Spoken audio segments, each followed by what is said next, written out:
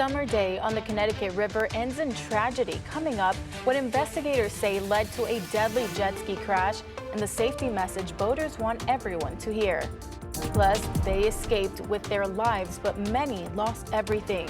We're hearing from the people returning to their homes after a massive fire destroyed half a city block in Waterbury. And a first look at your weekend forecast. Finally, the beautiful weekend weather we deserve. Thank you so much for joining us for the Fox 61 News at 10. I'm Priscilla Meza. We'll get to those stories in just a minute, but first, we want to share a very important message from the Connecticut Water Company. It says it detected E. coli during a routine testing, and because of that, there is a mandatory boil water order for several towns. They include Deep River, Essex, Haddam, and Chester, Old Saybrook, Westbrook, Clinton, Madison, and Guilford. So if you live or work in these locations, do not drink the tap water. Until further notice, you should boil your tap water for 1 minute and let it cool before you drink it. Use it in food preparation, make ice, brush your teeth, or wash your dishes. E. coli is a bacteria that can potentially make you ill. It poses a special health risk for infants, young children, some of the elderly, and people with severely compromised immune systems. Weather-wise, we have a beautiful weekend ahead of us, so let's bring in meteorologist Sam Sampieri with a first check of the forecast. Sam, it's the perfect weather to do some of the things we love to do in the summer, like spend time outside and at the pool. That's right, and go for a little hike. Just all outdoor activities are a go this weekend, and temperatures are going to be reasonable. They're going to be averaging in the lower and middle 80s both days for Saturday and Sunday. Saturday morning may start out a little gloomy, a little humid, but it will certainly turn gradually less humid, and Sunday is really sparkling. Right now, temperatures are still mild out there. We're in the 70s across the area to near 80. We still have high dew points up near 70. We had a lone shower. I'll just quickly put this into motion for you. Coming down out of Danbury and going into just to the south of Newtown and going into down towards the shoreline, and that's really about it. Other than that, a couple little other spotty showers out to the north and west. So overnight, partly to mostly cloudy, temperatures falling into the 60s. Your pool forecast tomorrow, beach forecast, absolutely gorgeous, a mix of sun and clouds. High temperatures reaching the low and the middle 80s, clouds to afternoon sun with those temperatures across the state. You could see anywhere from 78 to Groton, to 85 Windsor Locks, to 82 in Torrington. Not bad. Well, I'll detail your Sunday forecast. I'll let you know when you can open the windows, but get ready. Big heat on the way into next week. I'll talk all about that on your Fox 61 7-day forecast in a few minutes. Priscilla. Thank you, Sam. A day on the Connecticut River turned tragic after a jet ski accident left one person dead. Fox 61's Kayla Cade shares what boaters want others to know before going out on the water.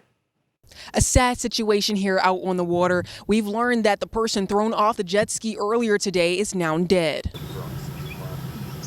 It was a quiet, sunny afternoon on the Connecticut River. Boaters like Linda Underhill were enjoying a day on the water. It's been quiet, actually. It hasn't been that bad. But earlier in the day, her partner noticed something was different. There's a lot of police activity going over the bridge. So we knew something was definitely going on. According to the Connecticut Department of Energy and Environmental Protection, an Incon police vessel was flagged down by another boater around 2 Friday afternoon. Deep says a person riding a jet ski hit a wake, throwing the person on it into the water. The person was rescued and taken to the hospital where he later died. Oh, that's too bad. That's too bad. We did not know that. That's unfortunate. As boaters continue to take in the day, they also shared a reminder for anyone heading out on the water. Life jackets. Be responsible. You have to respect the water no matter what, and each other. Deep is investigating this incident. We'll keep you updated as we learn more. In Chester, Kayla Cade, Fox 61. Police are investigating a motorcycle crash in Marlborough tonight. According to officials, it happened just after 5:30 this evening along Route 2 West. Police say the motorcyclist has been transported to Hartford Hospital with injuries. Now, this is an active scene, and we will keep you updated. A terrifying ordeal in the skies over Europe today. Greek media reports a 61-year-old man was partially pulled out of a plane window after it dislodged during the flight. The man's head was outside the cabin for 5 minutes as his wife held on to his legs. Then other passengers helped pull the man back inside the cabin. The Boeing 737 flight operated by Malta Air on behalf of Ryanair was forced to turn back and landed safely in Greece. The man survived and was being treated for friction burns. It's been more than 24 hours since a fire burned through half a city block in Waterbury. People's homes and livelihoods are now charred beyond recognition. The fire displaced 15 people, and tonight they're beginning to return and process what happened. One neighbor, Lola Hubble, says she's lived in her home for nearly a decade and was relieved to learn it was safe to return this morning around 10. And we all got out safely. But she says the moments during the fire were terrifying. Oh my God, scary, scary. It was like a movie on TV. It was scary because I seen it under smoke and the flame. Hubble says she feared the flames would spread, but believes her home was protected. Were you fearful that it was going to spread to your home? Yeah, of course. But the bricks that we have over saved us because our bricks don't burn. While some people were able to return, others were not as fortunate. The businesses, they all lost their business and everything because of it. It's sad. And like the restaurant has been here a long time. Governor Ned Lamont says the fire spread quickly, leaving people with little warning. People were fleeing the burning house, many without their shoes. You lent them a pair of shoes. Just reminds you how sudden and fast these raging fires can take off. He also praised first responders for their quick action, saying a response within just 2 minutes helped prevent further damage and likely saved lives.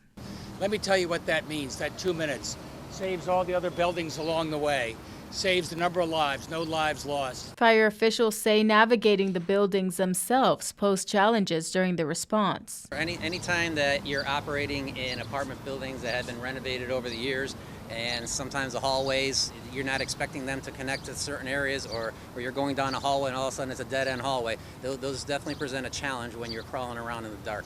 And as for what sparked the fire, investigators say they are still working to determine the cause. We are conducting an investigation, as we always do. We do not have a cause yet. Red Cross is now helping those 15 people who were displaced. 3 firefighters were injured while fighting this fire. However, no lives were lost. State Representative Josh Elliott has secured a $3.7 million campaign financing grant, adding momentum in his race to take Ned Lamont's seat as Connecticut governor. Now, the State Election Enforcement Commission approved the grant today. Elliott is now the first primary challenger to appear on the ballot against a sitting governor in 48 years. What is going on in the behind the scenes relative to Carmen Sierra being pushed out of her job, told not to return to the building after she gave them notice she would be participating in the transition, which she was. Okay. Earlier today, Hartford's former city treasurer Carmen Sierra addressed the accusation that she improperly accessed her former office after retiring. She said essentially there was a good reason she came back and therefore there was no good reason for her to be kicked out. Fox 61's Jamel Johnson is at City Hall with more on the former treasurer's departure. Just 2 days after Carmen Sierra retired, she returns to her office to what she says try to complete the retirement process, including returning city property. However, shortly after she arrived, she was escorted out by police. Sierra and her attorney believe this was unjust and want answers on what happened. The question is, who made those calls? Why is the mayor not here? Why is his staff not here? And if they are, what happened? We want to know. That was Sierra's civil rights attorney, Cynthia Jennings, demanding to know why Sierra was shut out from her office after she resigned. Both Sierra and her attorney claimed there was a retirement transition that needed to be completed, including processing with the city clerk, addressing staff, and returning security badges and key cards. My purpose was to support my staff and to help ensure the transition was completely in a professional and orderly manner. I stated in my July 6th letter that I will be present to assist in the transition. The administration never contacted me or at any point prohibited me from entering the office. And the city never engaged in any exit interviews to collect the property. In a statement to Fox 61, the mayor's office reiterated concerns it raised in a news release on Wednesday, saying, quote, "It is inappropriate for any former elected official to access secure city facilities without notice after vacating their position. The mayor remains steadfast in his commitment to ensuring transparency in the management of our city's pension dollars." Sierra's abrupt retirement came during an audit of the treasurer's office and of the state's pension fund, which is valued over $1 billion.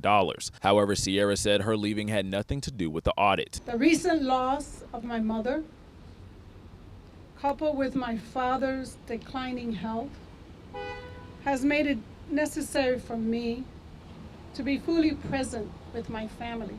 The unfairness of her leaving because her mother passed and her father is sick is incredible. You're talking about possibly taking her away from her family to put her what, in jail? For what? Sierra's retirement also comes a month after former city pension commissioner Sean Wooden resigned, citing concerns about structure and communication with the pension commission and Sierra. He said in his letter, "I want to underscore the current governance, operations, employee morale, and investment management by Treasurer Sierra raises significant fiduciary and ethical concerns that must be addressed." Sierra also addressed rumors that she was shredding documents when she returned. She says there's no shredder in her office, and her attorney says all documents are recycled through a shredding company who comes to pick up the documents, and then they send back a certification when everything has been recycled.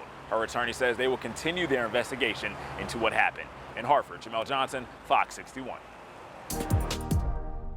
A Cromwell Smoke Shop employee is facing several charges after police say an investigation uncovered 5 different types of illegal fireworks, more than 1,700 nitrous oxide canisters, and several pounds of marijuana packaged for sale.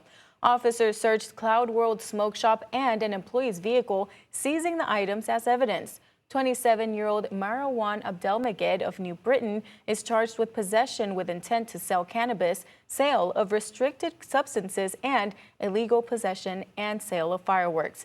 He is currently being held on a $20,000 bond and is scheduled to appear in court on Monday if the bond is not posted.